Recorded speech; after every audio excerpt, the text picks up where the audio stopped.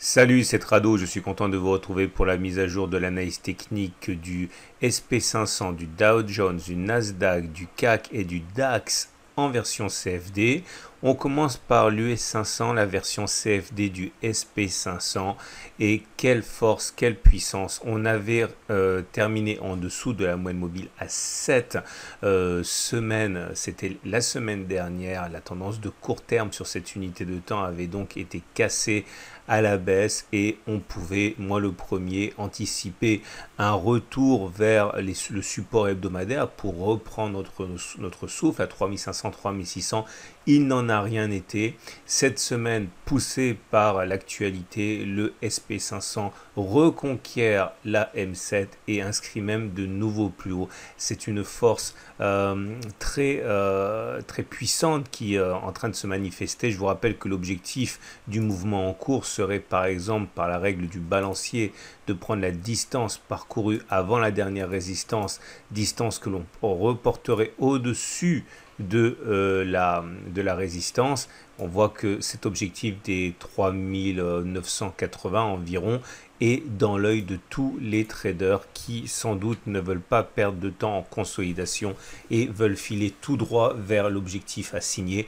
En tout cas pour l'instant, la tendance de court terme, la tendance générale et la tendance de fond sont toutes les trois haussières sur l'unité de moyen terme et ça c'est pour le SP500 en CFD. On passe tout de suite au Dow Jones en version CFD, à savoir le Wall Street. Et nous avons une situation qui est très proche à un petit détail près. On a visiblement hésité et échoué à repasser au-dessus des précédents plus. Autrement dit, il y a bien une résistance hebdomadaire qui se met en place à un 31 000, 31 275.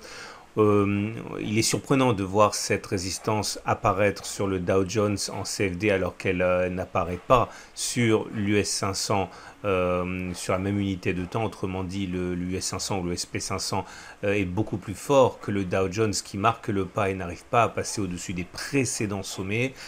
Un des deux ment, soit le Wall Street va repasser très rapidement au-dessus de cette résistance qui n'en est pas vraiment une, soit le SP500 prend des initiatives qui ne devraient pas et repasser en dessous de la résistance fraîchement cassée. En tout cas, pour l'instant, une chose est sûre, c'est que la tendance est très fortement haussière avec une M7 qui monte, une M20 qui monte, une M50 qui monte. Autrement dit, sur l'unité de moyen terme, la tendance de court terme, la tendance générale et la tendance de fond sont toutes les trois haussières. Je vous rappelle que là aussi l'objectif du mouvement en cours est de prendre la distance parcourue en dessous de la dernière résistance et de reporter cette distance par-delà la résistance qui a été cassée. Ça nous amènerait vers un objectif des 32 800 environ. Il n'y a aucune raison a priori de penser que la semaine qui suit sera une semaine de baisse dans un contexte où la tendance est très fortement haussière. Et pour l'US Texan, c'est-à-dire l'équivalent en CFD du Nasdaq, c'est la même chose. La pression haussière est évidente. On n'arrive pas à se maintenir sous la M7. On a eu un accès de faiblesse, c'était la semaine dernière, qui nous permettait d'envisager au moins un retour sur le support hebdomadaire pour faire une correction à minima. Le marché n'en a pas voulu. C'est au contraire un nouveau plus haut historique qui est inscrit cette semaine, avec là aussi des objectifs qui sont connus de tous les analystes techniques. On prend la distance parcourue en dessous de la dernière résistance. On reporte ça par la règle du balancier au-dessus de la résistance. Ça nous donne un objectif sur les 14 300 et là aussi il semble que les opérateurs n'aient pas envie de perdre du temps en consolidation et qu'ils veuillent filer tout droit vers l'objectif assigné.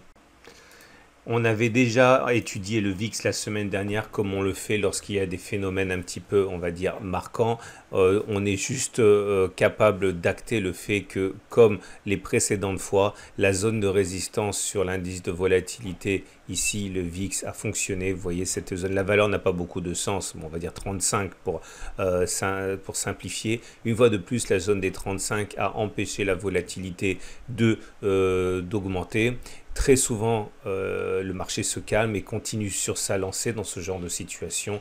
Et à cet égard, tant que la volatilité ne revient pas vers la zone des 23, 20, oui, 22, 23, zone à partir de laquelle les courses sont un petit peu, enfin les volatilités a augmenté et les courses sont emballées à la baisse, il n'y a rien à attendre. Pour l'instant, encore une fois, on s'achemine a priori, sans que ce soit une obligation, vers une semaine encore tranquille sur les indices américains. On passe de ce côté de l'Atlantique pour constater un phénomène identique en Allemagne. L'Allemagne 30, équivalent CFD du DAX, est en grande forme. Le rebond, pour le coup, assez prévisible sur le support hebdomadaire des 13,070, 13,450 a bien fonctionné. On peut dire que les indices européens ont fonctionné de manière plus attendue que les indices américains qui sont vraiment surexcités.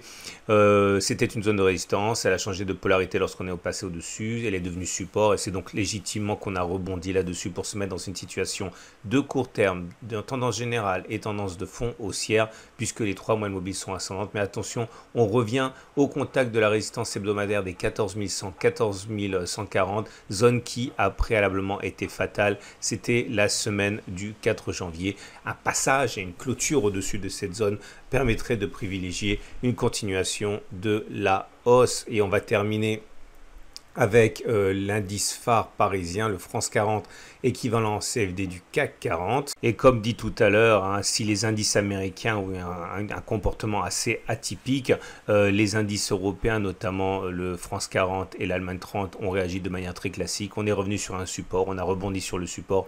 Quoi de plus, encore une fois, classique. Là aussi, on se glisse au-dessus de la M7 qui redevient haussière. Donc la tendance de court terme sur les données hebdomadaires est maintenant haussière. La tendance générale haussière, par contre, la tendance de fond est neutre puisqu'on est au-dessus de la M50, mais celle-ci descend toujours. Attention, là aussi, on revient sur la zone de résistance qui a été critique la dernière fois qu'on l'a provoquée. C'est la résistance hebdomadaire des 5705, 5860. La dernière fois, cela n'a pas porté chance au CAC 40. Espérons cette fois-ci une meilleure fortune. On est loin des records historiques, bien sûr, hein, sur le France 40, contrairement à la situation sur les marchés américains. En tout cas, la semaine qui vient sera passionnante. Il faut être sûr que les baissiers vont tenter crânement leur chance sur ces niveaux critiques pour l'Allemagne 30 et le France 40. Voilà.